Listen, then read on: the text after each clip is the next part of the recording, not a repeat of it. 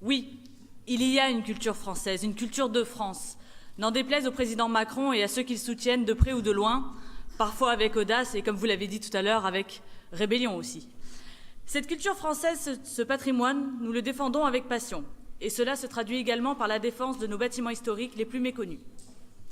Il existe, non loin de là, dans un village provençal, le plus vieux château médiéval encore debout que le département du Var ait connu. Cet édifice, datant du XIe siècle, s'effrite d'année en année. Des pans de murs parfois s'effondrent. C'est une immense partie de l'histoire locale qui tombe en ruine sous le regard presque anesthésié, j'ai envie de dire, des politiques. Oubliez donc Geoffroy de Roforcita, Hubert de Vins, Louis Sauveur de Villeneuve, la famille des Pontevès, Guillaume le Libérateur et les vaillants provençaux qui ont repoussé les armées de Charles Quint. Restons humbles, Monsieur le Président, chers collègues, restons humbles et respectueux face à ce château, car, malgré son état pitoyable, il est possible qu'il nous survive encore quelques décennies. Le château appartenant à la petite commune de Fort-Calquéré dans le Var, je sollicite depuis décembre 2015 le maire Pierre Gauthier afin de constituer ensemble un dossier demandant l'aide financière de la région, et pourquoi pas de l'État, pour la mise en sécurité du château puis sa réhabilitation. Mes nombreux messages n'ont jamais eu de réponse. J'aspirais à un travail conjoint dans l'intérêt général, mais face à un tel mépris, j'ai médiatisé le dossier par une pétition cet été.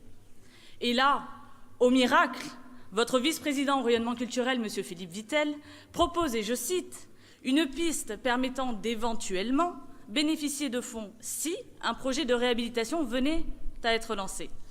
Beaucoup de probabilités, mais en réalité rien de concret. À un certain point, Monsieur le Président, je crois que l'inaction devrait être sanctionnée.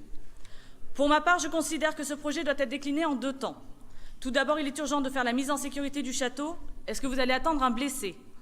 Aussi, il faudra bien évidemment entreprendre la réhabilitation du Castellat, projet ambitieux qui mettrait à l'honneur ces nobles métiers de l'artisanat, comme les tailleurs de pierre, les menuisiers ou les forgerons. Et dans un second temps, et j'en termine, le développement d'activités commerciales et touristiques centrées sur ce bâtiment et sur son histoire semble tellement évidente en termes de retombées économiques qu'il est presque incompréhensible d'avoir été les seuls à l'envisager. Alors, Monsieur le Président, s'il vous plaît, portons ce projet ensemble. Il est plus que temps de défendre notre histoire, notre culture, notre identité et de faire du château de Fort-Calquéré une priorité culturelle pour le Var. C'est pourquoi, chers collègues, Monsieur le Président, je vous propose aujourd'hui d'adopter cette motion.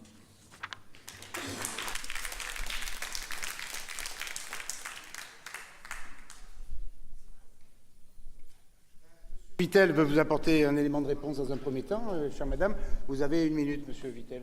Vous êtes permis de me mettre en cause dans la presse de façon totalement